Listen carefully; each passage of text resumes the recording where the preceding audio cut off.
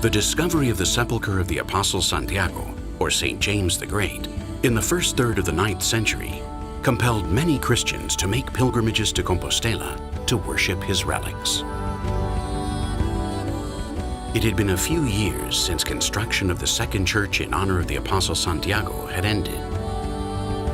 King Alfonso III, the Great, had provided enough resources to erect a more solid and ample temple than the humble shrine that housed the saint's sacred tomb. Its needs had changed.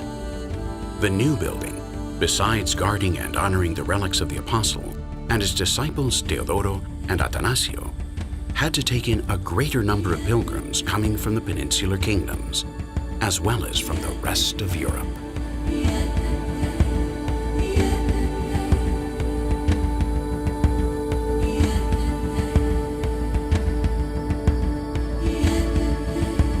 These are the beginnings of a fascinating story, a fabulous saga spanning centuries, carried out by thousands of people united in their devotion to the figure of the Apostle Santiago in a remote corner of Finisterre. They called it Compostela, the Field of Stars.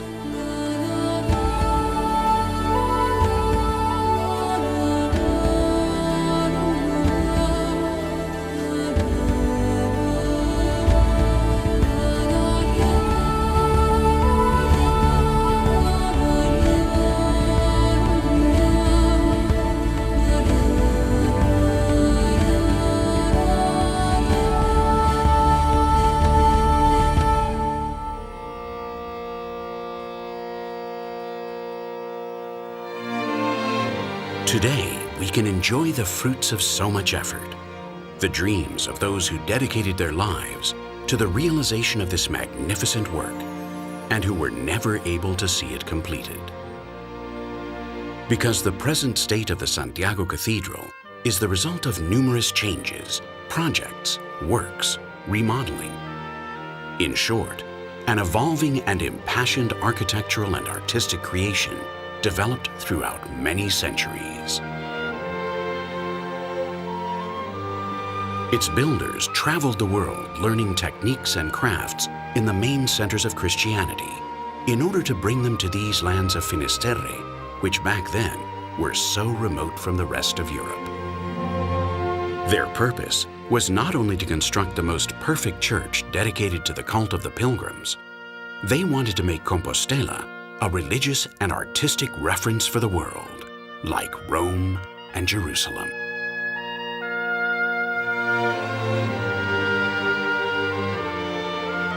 Under its vaults and towers, within its walls and columns, we will remember many of these stories. Through its magnificent works of art, we will know who its constructors and artists really were.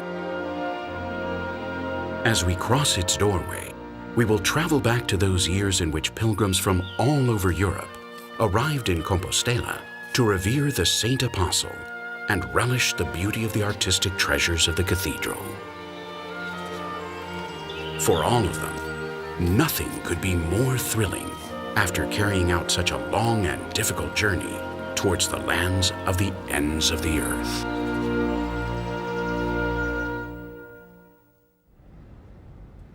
This is the magnificent Plaza del Obradoiro. Thousands of pilgrims from everywhere in the world have been traveling to this point for 1,000 years. The perfect mix of touristic sports adventure and religious sentiment make the Way of St. James, as it is known in English, an incomparable experience. Even though Jerusalem, Rome, and Santiago have been the three great destinations for pilgrims since the Middle Ages, the Jacobean route to Santiago is the only one that is still traveled the same way today as it was back then, on foot and with little else than a shoulder pouch.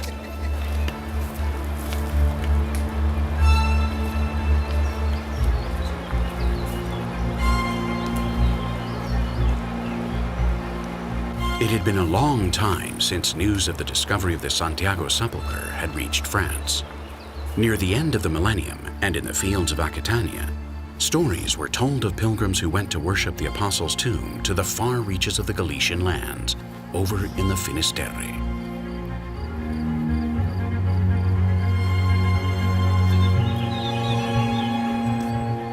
Those were dark and dangerous times. Travelers from the peninsula spoke of bloody battles between Christians and Muslims. Terror broke loose when the Saracen army flattened Compostela. Almanzor had destroyed its basilica and other churches and monasteries. The monks who fled were barely able to safeguard a few codexes and objects of great value.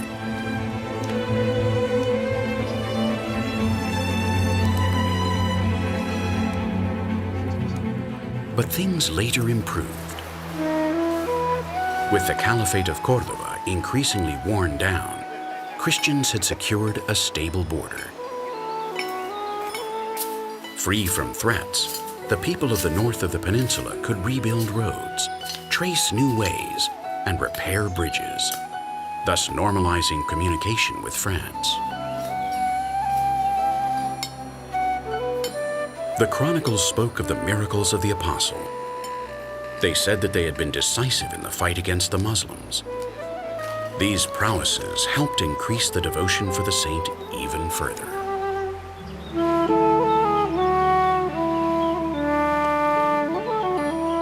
It was the year 1065, and in the French village of Conques, they had been building a church for 20 years to house the relics of Saint Foy, adored since the year 866, when a local monk brought them from Agen, the city in which, in the 2nd century, she was martyrized at the age of 12.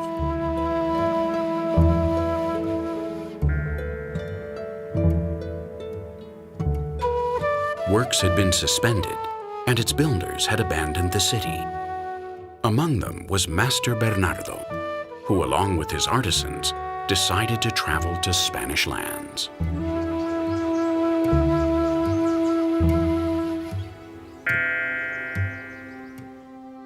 During the construction of the church at Conques, they had to face an endless chain of technical challenges. The problem was to combine the celebration of the usual liturgy with the demands of the pilgrims to worship the saint's relics.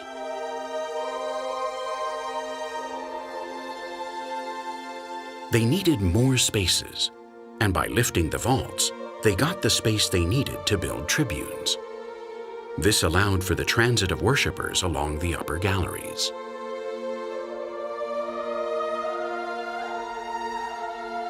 To ensure that pilgrims did not alter the liturgy, the lateral naves were extended behind the main altar, thus creating an ambulatory and radial chapels in which they could pray.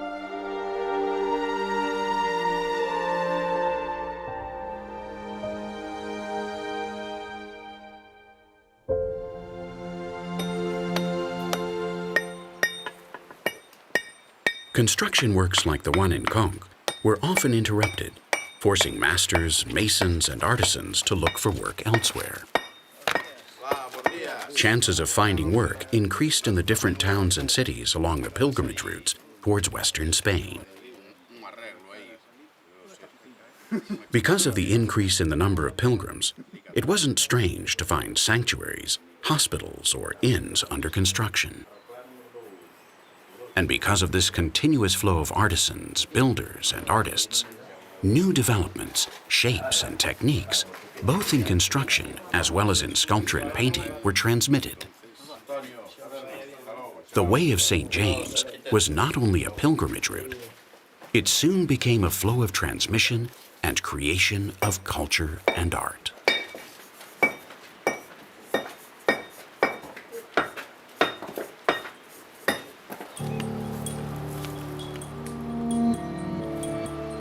It was the year 1073, 8 years after leaving Conques, when Master Bernardo decided to travel to Santiago.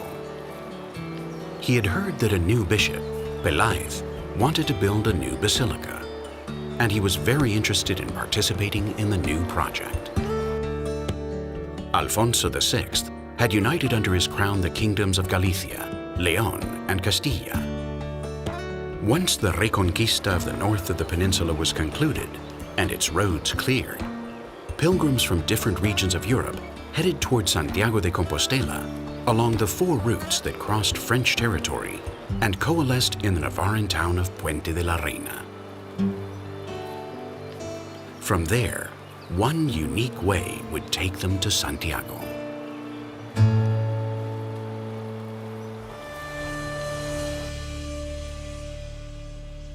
Bishop Diego Peláez decided to build a new church to replace the pre-Romanesque basilica. After Almanzor's ferocious attack, the reconstructed temple proved to be too small for the steady increase in pilgrims. Master Bernardo, recently arrived from Conques, had updated the bishop on the architectural techniques they had been adopting in southern France. The Romanesque building that still stands today would soon get underway.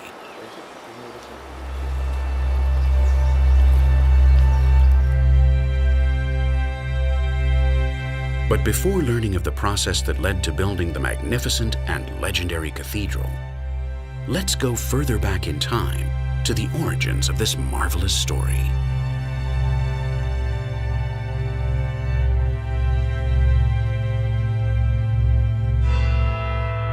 The excavations carried out under the cathedral uncovered something more than the vestiges of the first temples dedicated to the consecration of the apostles' relics.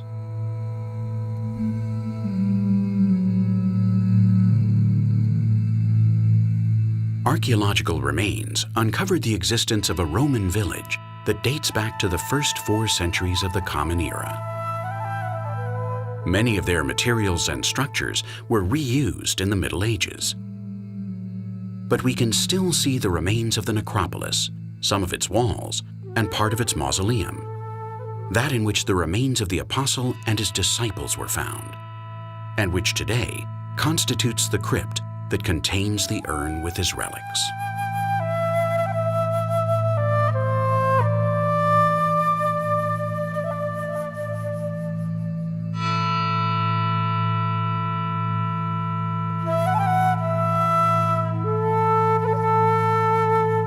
We fly over the city of Santiago. From up here, we can see the cathedral, and near it, the church of San Félix de Segovia.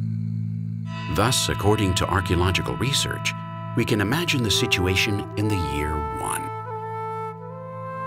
Where the cathedral now stands, there would have been a small Roman fortification, and in place of the church of San Félix, a small village of farmers located on an ancient fort of Celtic origin. These sites remained for 4 centuries, and starting in the 5th century, they were abandoned. As the years passed, plant life covered the place, forming a lush mount. The small farmers' village was reduced to a simple hamlet in which to gather cattle.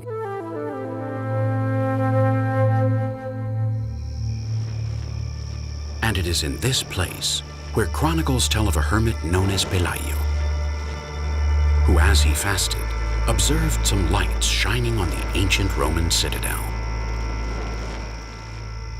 But Pelayo was not the only one to contemplate this phenomenon. Some shepherds were also witness to the strange lights. The event reached Teodomiro, the bishop of Iria Flavia, which was back then the episcopal see, and today is a parish in the Padrón municipality. Before such news, the bishop arrived at the site and discovered the entrance to a small sepulchre among the weeds. He discovered 3 tombs a few meters underground, the middle one protected by a slab of marble. Teodomiro did not hesitate to attribute these burials to the Apostle Santiago and his disciples Teodoro and Atanasio.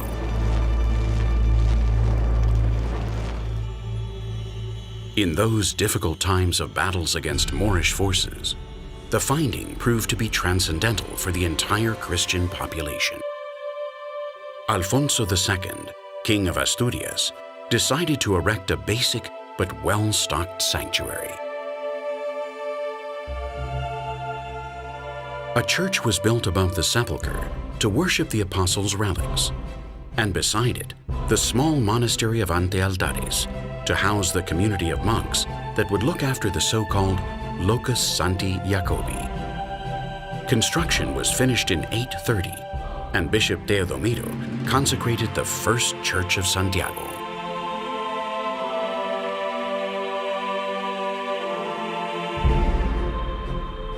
Exactly where 4 centuries earlier a Roman village existed, the primordial nucleus of the future cathedral and city of Santiago now surged.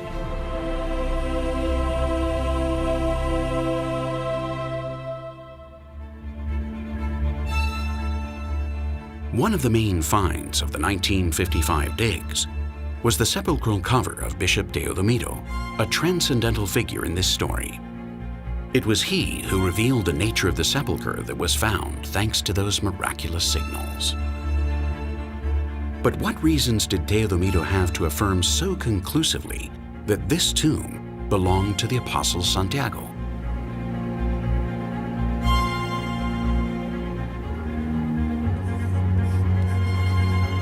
Various pieces of data had led Bishop Teodomiro to presume that the apostle was buried in Galicia. In the year 700, Adhelmo, Bishop of Sherborne, and later on the writings of Bede the Venerable, affirmed that the apostle's relics could be hidden in Galician lands.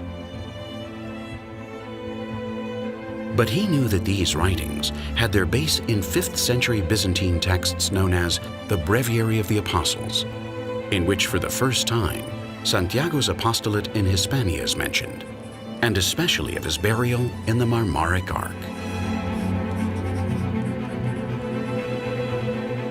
No wonder then that after listening to the hermit Pelayo tell of the miraculous lights signaling the spot, and discovering the hidden Roman sepulchre in which one of the tombs was covered with a marble slab, he identified it immediately as the Marmaric Ark, that which the writing signaled as Santiago's sepulchre.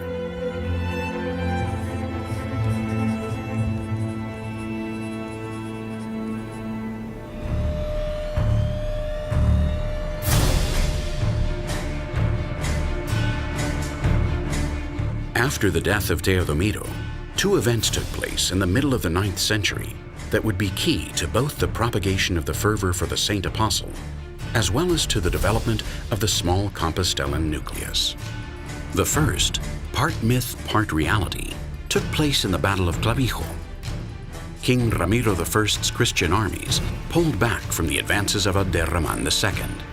Suddenly, the Apostle Santiago appeared on a white horse, causing the Saracen troops to disband and fall in defeat. From this point, the apostle became the defender of Christianity against the infidels, and King Ramiro I established the Santiago vow, forcing everyone to hand over their first harvests to the Church of the Apostle every year.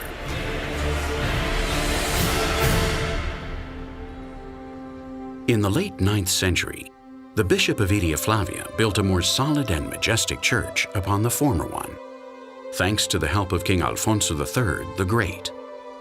The new basilica was consecrated in the year 899. Without altering the sepulchres of the apostle and his disciples, the temple was erected with 3 naves and 3 apses.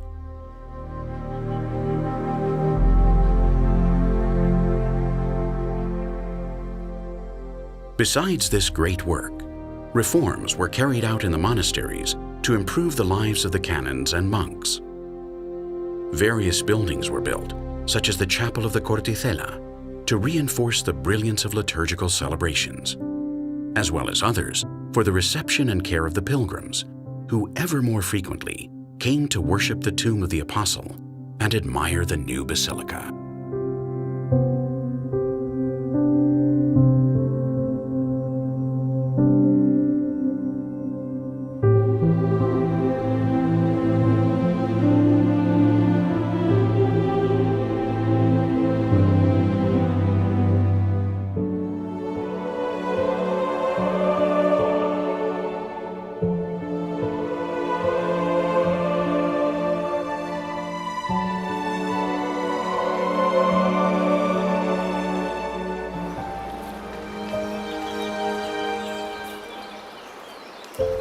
Having understood the origins of the sanctuary, we continue the story from where we left off. It was the year 1074, and Bishop Diego Peláez studied the ambitious project of the French masters for the construction of the new basilica. Master Bernardo and Bishop Peláez's plan not only affected the structure of the ancient temple, but called for annexing some of the surrounding buildings.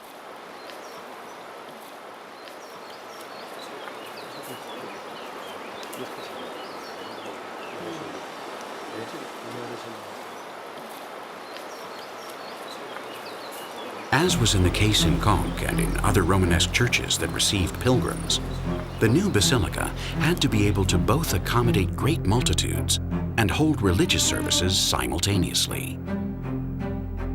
The old cathedral then had to be demolished to make room for a new one with a Latin cross floor plan, 3 naves, and an ample semicircular ambulatory with chapels around the crypt, so that the faithful could approach the apostles' relics without interrupting the liturgy.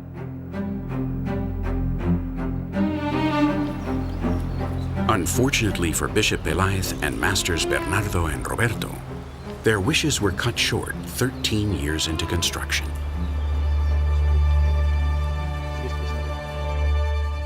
During these years, they only had time to build the 3 central chapels of the ambulatory, the ones dedicated to the Savior, St. Peter and St. John, as well as the walls that connected them.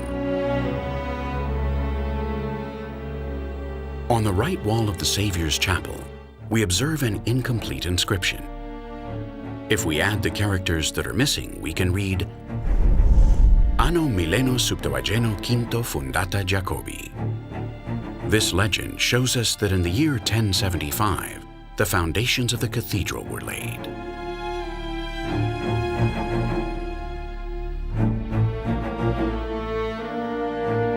Diego Peláez played an important role as Bishop of Iria Flavia. Besides undertaking the grand project of the cathedral, he substituted the traditional Mozarabe liturgy for a Roman one, but his zeal to defend the wealth of the church earned him enemies. Accused of high treason for having collaborated with the Normans and English, he was captured in 1088 and by order of the king, dismissed as Bishop of Compostela.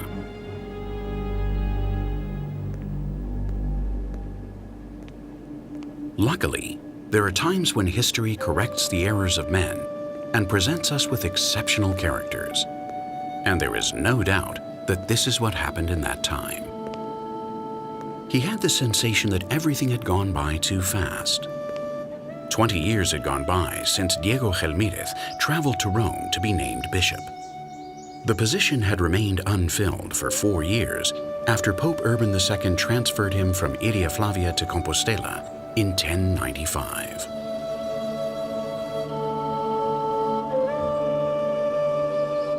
As he admired the basilica at Conques, he dwelled in his eagerness to convert Santiago in the second great center of Christianity after Rome. In order to achieve this, Santiago had to somehow emulate the characteristics of the Holy See.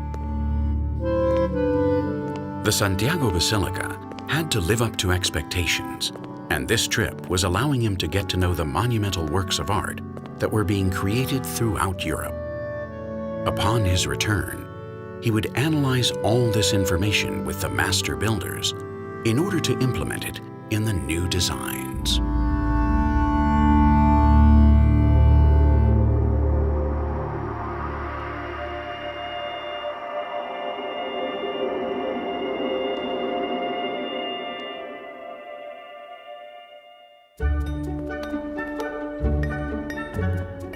In the year 1101, while in Santiago, after being named bishop by Pope Pascal II, Diego Gelmírez initiated his projects. The first would be the conclusion of the cathedral.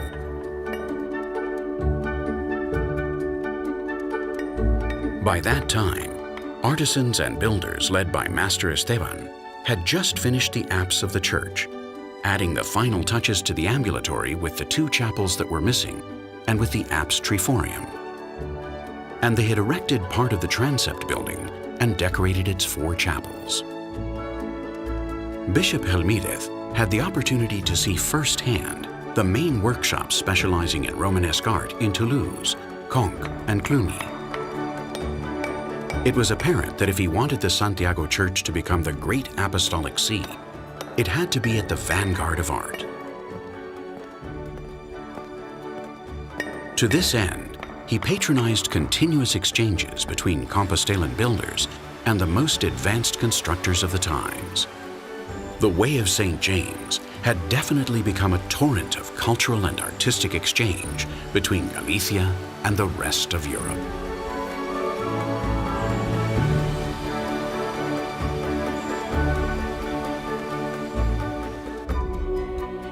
The fruits of this cultural internationalism arrived quickly.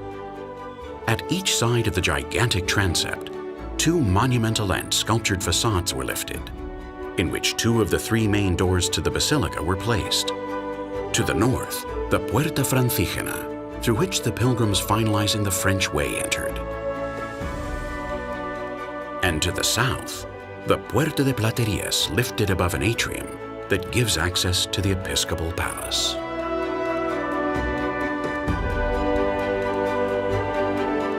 The first portico, highlighted for its great beauty in the Codex Calixtinus, was destroyed around 1757 and was substituted by the present Puerta de Azabachería.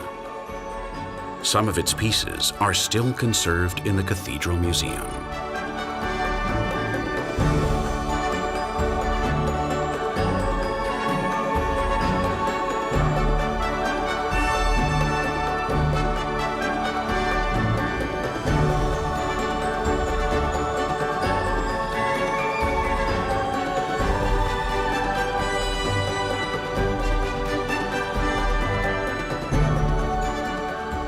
The facade of the Puerta de Platerías has lasted until our time, but its appearance was immediately modified.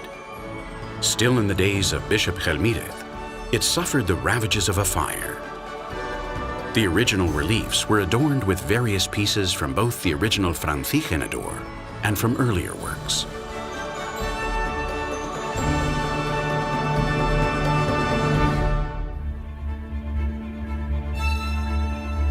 In the year 1102, Bishop Gelmírez and his entourage transferred the relics of Saint Fructuosus, Saint Cucufas, Saint Sylvester, and Saint Susana from Braga to Santiago. Some of them can still be found in the Chapel of Relics in the cathedral. The so-called Pious Latrocinium managed to attract even more pilgrims and wrested importance from the Braga See.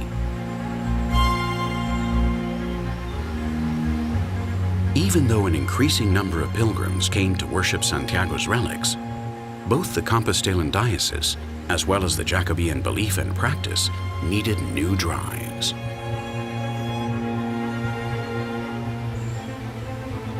With the purpose of consolidating his plans as an apostolic see, Pope Calixtus II in 1120 raised Diego Gelmírez to the rank of Archbishop, thus raising the metropolitan dignity of Santiago's church above Mérida's. He then launched the writings of texts that spread and consolidated Jacobean tradition. And thus the Codex Calixtinus was born. The original manuscript is still conserved in the Santiago Cathedral.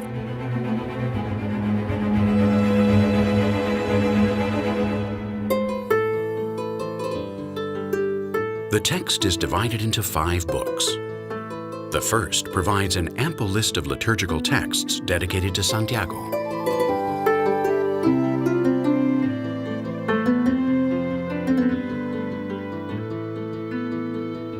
The second contains the miracles carried out by the apostle in the different routes of the Way of St. James.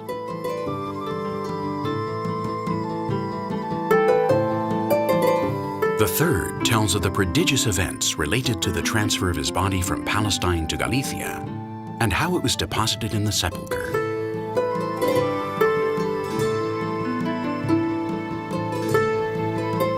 The fourth, known as the Turpin Chronicle, narrates the coming to Spain of Emperor Charlemagne to free the ways leading to the apostolic tomb.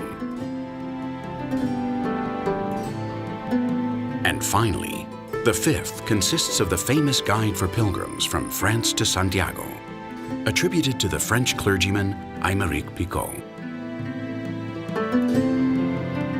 The appendix contains various hymns and poems in honor of Santiago, a basic reference for Western polyphonic music.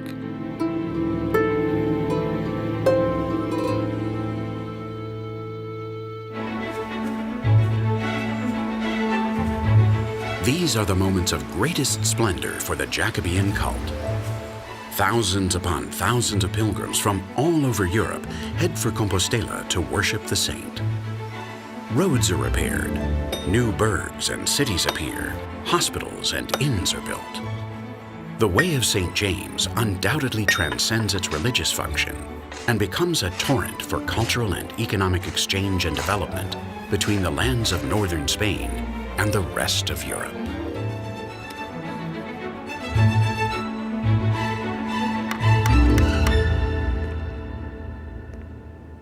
Diego Gelmírez had achieved all of his goals.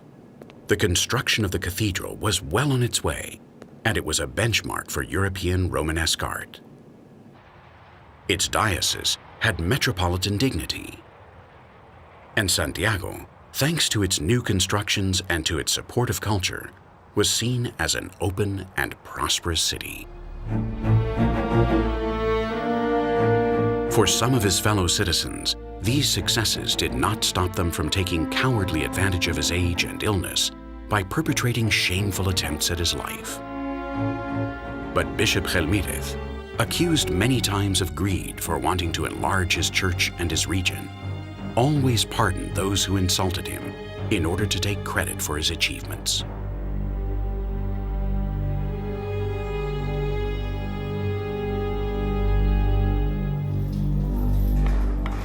Finishing the cathedral was taking longer than expected because of a lack of resources and its vast complexity.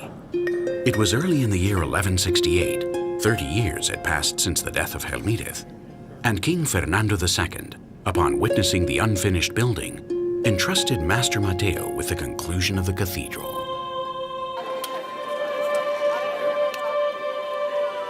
One of the greatest difficulties the builders faced was the slope of the ground between the apse and the western end.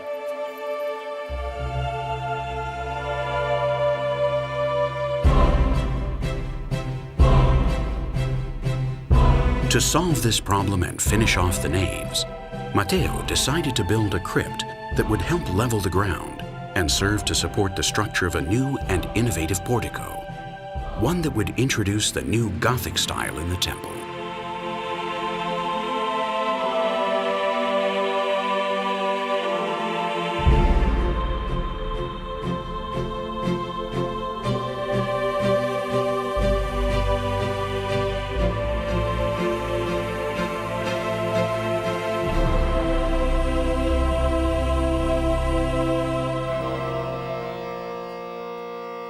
The Pórtico de la Gloria is one of the most beautiful works of the Compostelan temple.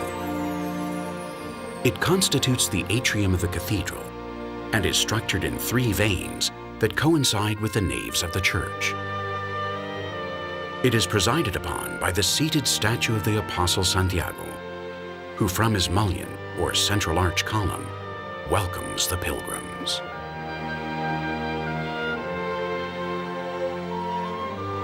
Once Master Mateo finished off the western facade and built the majestic stone choir, which today can be seen in the Cathedral Museum, the building was finished.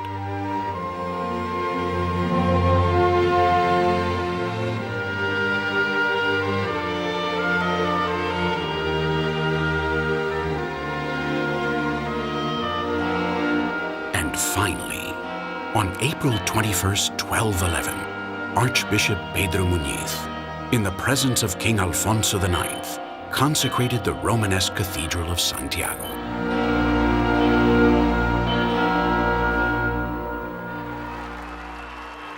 Today is a very special day. Pope Benedict XVI visits Santiago and its cathedral. This year, the day of Santiago Apostle falls on a Sunday, and when this happens, the Holy Year at Santiago de Compostela, or Jacobean Year, is celebrated. Taking a cue from the Christian Jubilee that originated in 1300, pilgrims that arrived at the Holy Sepulchre during these Jubilee years would receive full indulgence for their sins. Such a privilege was conceded 2 centuries after the consecration of the Romanesque cathedral by Pope Martin V, thanks to the dealings of then Archbishop Lope de Mendoza. En el nombre del Padre, del Hijo y del Espíritu Santo. The first Jacobean year was in 1428, and since 1434 they have been celebrated regularly.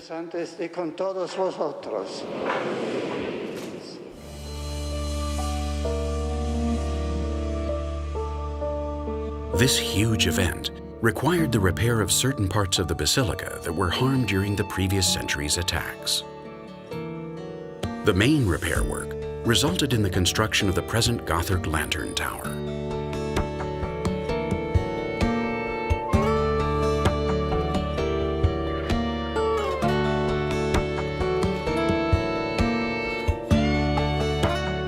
And it is very possible that the idea to hang a great thurible from it was due to the scaffolding necessary to undertake this work, thus giving way to the ingenious botafumeiro. The first reference to the botafumeiro appears in a marginal note of the Codex Calixtinus, written precisely in the dawn of the 15th century. It links it to the grand solemnities celebrated in the interior of the basilica.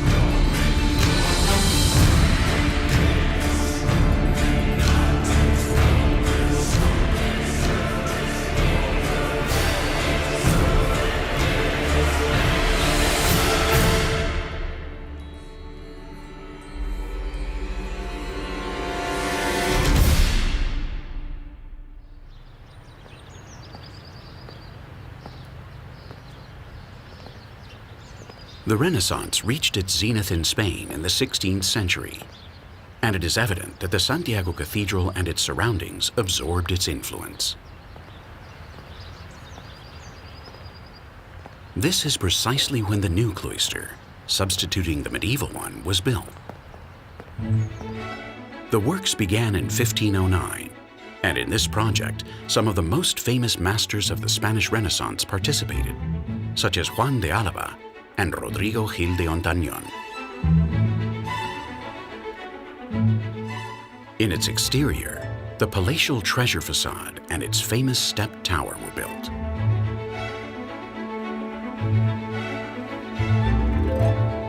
Later on, this facade would be completed with the Torre de Vela, inspired by the former.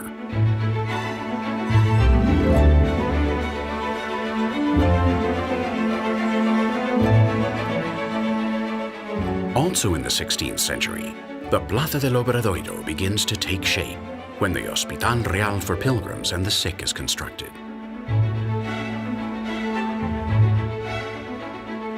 The Catholic monarchs undergo a pilgrimage to Compostela to thank the Apostle Santiago for their conquest of Granada. Seeing firsthand the great number of worshippers, they promote its construction. Currently, it is known as the Hostal de los Reyes Católicos, and it is one of the most beautiful buildings of the Spanish Renaissance. Later, the building of the present steps that give way to the Pórtico de la Gloria, built by Ginés Martínez, would get underway.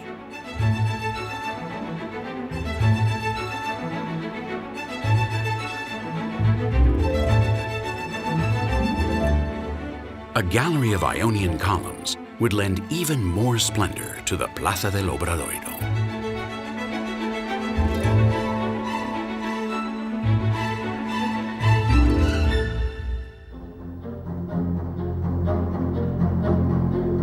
A series of events had caused a reduction in the number of pilgrims to Santiago since the 14th century. The horrifying Black Plague that decimated the European population, as well as the Great Schism that divided Catholics in 1378, rang in this crisis. During the 16th century, Martin Luther's Reformation caused a whole new schism that fully affected Compostelan pilgrimages. After harshly criticizing this practice, he effectively uprooted Jacobean devotion in Central European nations.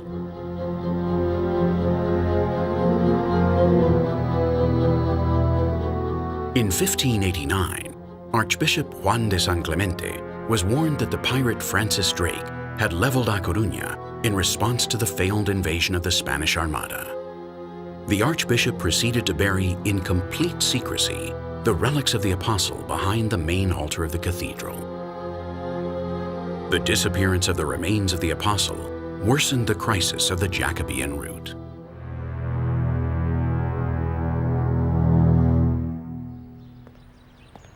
The arrival of the canon José de Vega y Verdugo at Santiago would be a determining factor in the Baroque metamorphosis of the old medieval cathedral.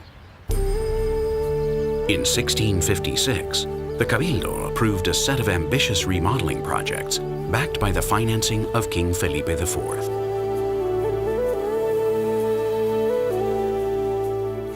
The purpose of the canon was to superimpose new architectural and Baroque ornamental structures on the interior and exterior of the cathedral, while keeping the original Romanesque floor plan.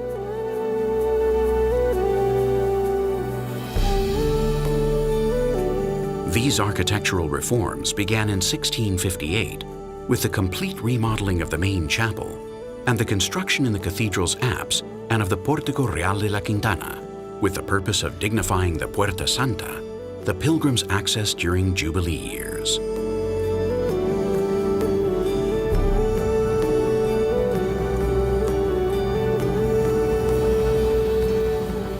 The transformation of the apse of the basilica culminated first with the new dome atop the Gothic lantern tower, and later with the construction of the clock tower.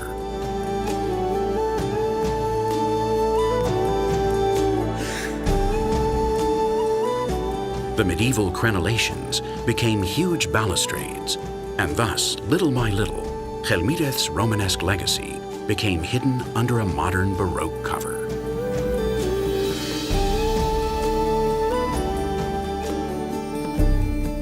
But the metamorphosis was not yet complete. The Baroque masking needed to be rounded off with a new facade in the Plaza del Obradoiro, and the architect Fernando de Casas was entrusted with the task. After many proposals, a new facade was finally built, replacing the one Master Mateo had constructed. The two medieval towers were raised and their heights were equaled. And in the central body, one of the largest windows ever built so far was open to illuminate the inside of the cathedral. Under a recess, the complex is presided by a sculpture of the Apostle Santiago wearing a pilgrim's habit. At his sides, two pairs of angels with the cross of the Order of Santiago. Under him, his disciples, Atanasio and Teodoro, also dressed as pilgrims, flanking an urn that represents the Apostle's sepulchre. And found a star, the one the hermit Pelayo saw, where today stands the Temple of the Stars.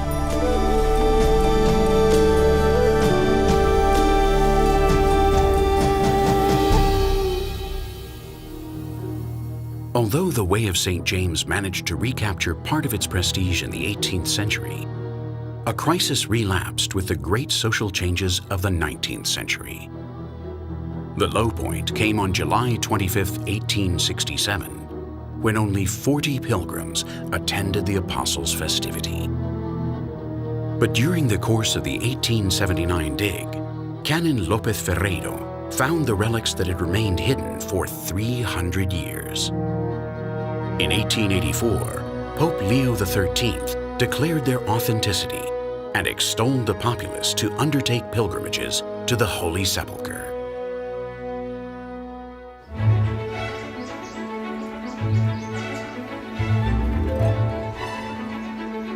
The papal document was key to the revitalization of Jacobean faith. Since then, and until today, an increase in the number of pilgrims to Compostela has not waned.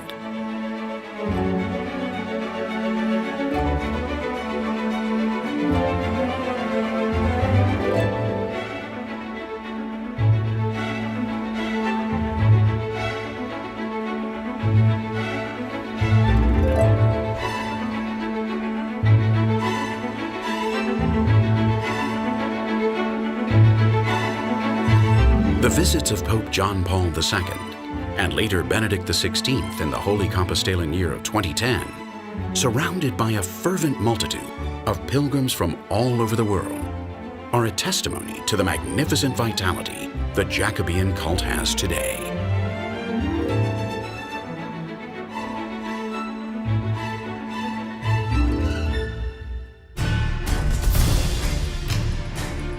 But notwithstanding all the changes, the works of Peláez and Gelmírez, of Masters Bernardo, Esteban, Mateo, and countless others, still remain unaltered and recognizable. In the spaces within its naves, columns, tribunes, chapels, and porticos, the spirit of all those who contributed to its erection is conserved.